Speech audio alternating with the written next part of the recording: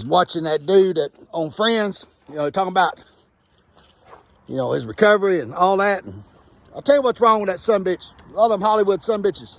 They ain't suffered enough. They lose all their money. They'll give it the fuck up. End of sentence. When you got some cash and all that, you just kind of teeter around going back and forth. And then it come up with this deal. If you know anybody that's struggling with substance abuse disorder, I didn't have that. I had to fucking stick the needle in the arm and fuck for 10-hour disorder. That was my problem. That's what I did. And it always started with me choosing to fucking draw that shit up in a spoon. All right? And if someone wasn't there, I had to shoot up and look at the fucking porn disorder. It's Saturday. And if you was like me, do you think I use Monday through Friday? Oh, I'm just a Monday through Friday junkie.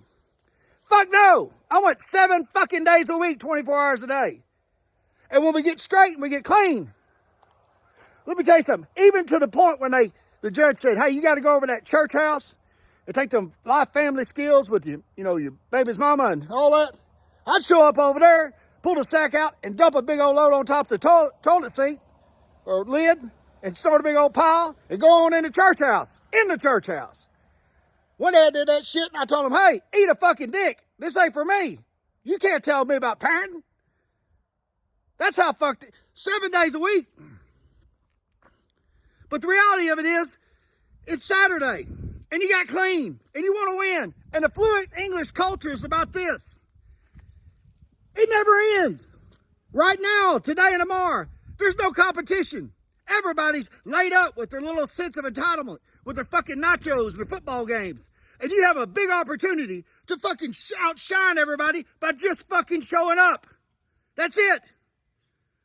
You can show up today and tomorrow and win.